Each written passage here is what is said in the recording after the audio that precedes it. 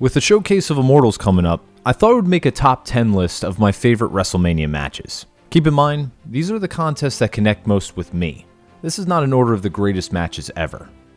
We start the list with WrestleMania 10, Bret vs. Owen.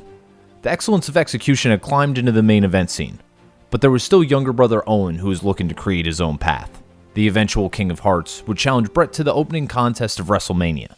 This match was the most technically sound bout on the card. Owen showcases athleticism, while Bret seemed to be one step ahead of his brother, until the finish. The younger sibling made a name for himself as a formidable heel of the 90s by beating Bret clean, working the knee like a typical bad guy, and his disrespectful post-match antics. Bret would be the talking point at the end of the night when he would defeat Yokozuna for the WWF Championship. But to start the night, the nod would go to Owen. At number 9, you do not need to look far because it is from the same event as the last contest, WrestleMania 10. Razor Ramon and Shawn Michaels took a gimmick that was a Stampede Wrestling creation in the ladder match, and they put it on the map. Both wrestlers had a claim to the Intercontinental Championship, and to unify the titles, both straps were hung above the ring. The ladder was the primary weapon. It was not only used by both superstars to strike their opponent, but it was used to jump off of as well. The introduction of the ladder to the match felt like a real equalizer for Michaels, who found himself on the wrong side of slugfest with Ramon. Both men would knock each other off the ladder at points in this classic, but it would be Razor knocking Shawn off at the end and HBK getting tangled up in the top and middle ropes that would secure the win for the bad guy. Every specialty match has that one classic encounter that raises the bar, and Shawn and Razor at Mania 10 did just that.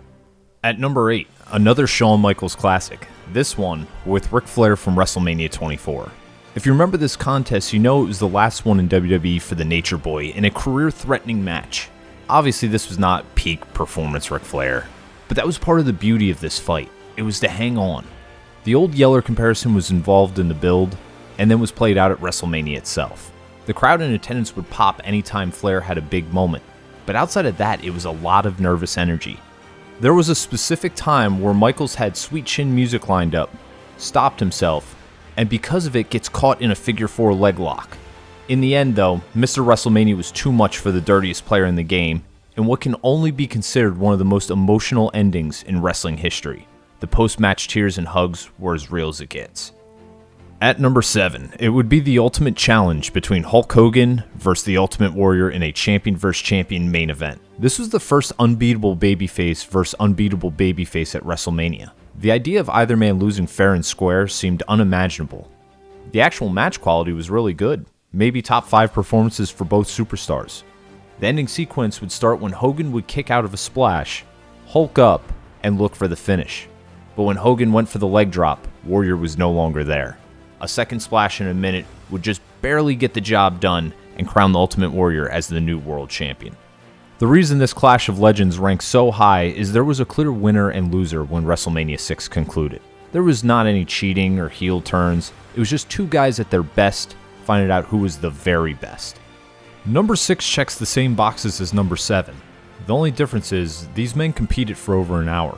The WrestleMania 12 Iron Man match is what happens when you put one of the best technical wrestlers of all time in Bret Hart, together with Shawn Michaels, who is the most innovative performer of his generation. The biggest hurdle would be keeping an audience engaged for over an hour. The super kicking of the timekeeper at the 15-minute mark in the contest would prove to be an important moment. It gave a shock to the live crowd, but also a break. The rest was history. The conclusion of regulation saw no pinfalls or submissions, and an exciting end with Michaels and the sharpshooter in the middle of the ring with nowhere to go. WrestleMania could not end in a draw, so the match was restarted, and Sweet Chin music would find a home and HBK would end the show as the new WWF champion. There are a lot of matches on my list where the story gives it a boost. Personally, the story leading into the 12th edition of the Showcase of Immortals didn't do it for me. Instead, it was watching, in my opinion, the two best in-ring performers to ever do it. Number 5 is the equivalent of what would happen if Ali fought Tyson. We will never get that answer, but at WrestleMania 18, we found out what would happen when Hogan and Rock would share a ring. The poster for the event read Icon vs. Icon, and the showdown between Hulkamania and the People's Champion lived up to the hype. Was it the greatest work rate? No, but there are times when a crowd and atmosphere can be felt from your living room. Hogan, who was still sporting the NWO black, was intended to be the heel. Well, Toronto threw a curveball. Throughout the match, it was Hogan who received the hero's welcome, and The Rock who was treated like the heel. It became apparent when Hulk used his weightlifting belt to beat The Rock, which was considered a dirty move, and it was met with cheers. The Rock would retaliate to swarming boos, hit a rock bottom, but then we saw something we thought we would never see again. Hogan kicked out and hulked up. A boot and a leg drop with JR screaming he beat Andre the Giant with that move gave the at-home audience context to what was happening, and then it was The Rock's turn to kick out. Eventually another rock bottom and then a people's elbow would win it. From the first bell to the last, it was electric in Toronto. Every person in the Sky Dome on that night contributed to this showdown making the top 5. Number 4 might shock people that it isn't 1 or 2, but I have The Undertaker vs. Shawn Michaels from WrestleMania 25. I actually enjoyed the build to 26 more, with Michaels becoming obsessed with facing and beating The Undertaker at WrestleMania, and then eventually putting his career on the line to do so. But 25 was just too good of a match to ignore. This is what happens when two performers have that much experience, are all-time great, and haven't had a major dip in physical ability yet. We all could have done without the scary bump Taker took diving over the top rope, but thankfully he was okay. The classic between the Dead Man and Heartbreak Kid will be remembered for the number of false finishes which kept the fans on their feet. Ultimately, it would be Michaels' moonsault that would be reversed into another tombstone that would give Taker the win. Absolute classic that I knew I was watching greatness in the moment. Number 3 is different from every other number as it was not a one-on-one match. It was TLC 2 from WrestleMania 17 between Edge and Christian, the Dudley Boys, and the Hardy Boys. To this day, I'm surprised how far these 6 men pushed their bodies without a catastrophic injury. Most classic tilts are about pacing and great psychology. Then sometimes, there is a rare classic that is just a compilation of car crashes. Leading into TLC 2, each tag team had a third stable member aligned with them. The Hardys had Lita, the Dudleys had Spike, and Edge and Christian had Rhino. All 3 would find their way into the ring to impact the outcome. But what would a specialty match be without a Jeff Hardy stunt? And we were treated to a few. The first being a swanton through 2 tables off the big ladder, momentarily taking out Rhino and Spike. The second was when the rainbow-haired warrior tried walking across 3 ladders, stumbled, but eventually found himself hanging in the air where Edge was waiting with a massive spear. Rhino would collect himself and send Matt Hardy and Bubba Ray Dudley off another big ladder, out of the ring, and disintegrating the 4 tables that were stacked on the outside. Edge, Christian, and Rhino would be too much for Devon Dudley, and the tag titles would have a new home. There is no mystery to why wrestling was so mainstream at this point. I could bring any of my non-wrestling friends to an event, and if they got a TLC 2 type of match, they would be hooked. At number 2 is the contest that really coined the phrase, stealing the show, and that is Savage vs. Steamboat from WrestleMania 3. The reason so many wrestling fans look at this encounter so highly is the number of close pinning attempts. The Dragon rolled up Macho Man for a handful of 2 counts, and even had a false finish where there was a pop from the crowd, until it was realized that Savage got his foot on the rope. The fans were being teased with all these close calls. They now wanted to see Steamboat as the new Intercontinental Champion. Savage would inadvertently throw the challenger into the ref and follow it up with a flying elbow. It looked like Macho Man had the match won, but to avoid sympathy for the heel, Savage would try using the ring bell, which would be stopped by George the Animal Steele.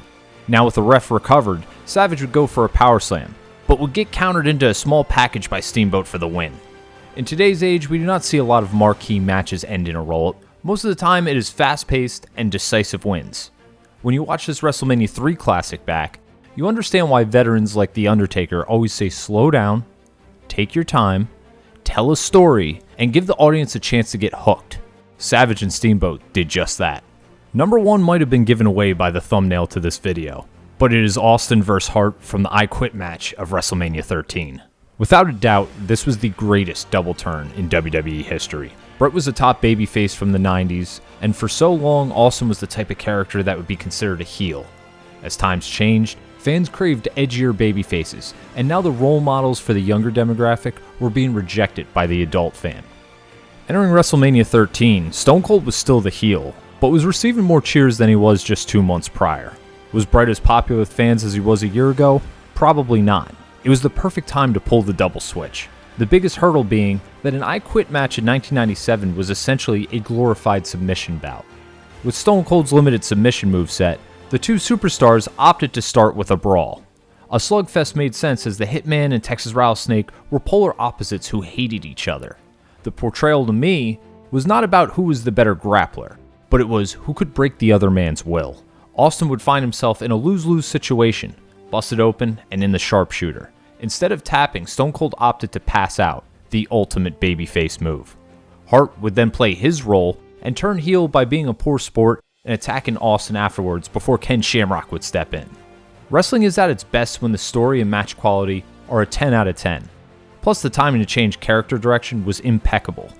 King of the Ring 96 was a big moment for Austin's character, but Mania 13 with Bret was the fuel to the rocket ship that would eventually make Stone Cold the face of the Attitude Era. Thank you for watching this video. If you enjoyed it, please give it a thumbs up. If you want to see more videos like it, hit the subscribe button. Also, this is just an opinion piece. I'm interested to see in the comments section what your 10 favorite WrestleMania matches are.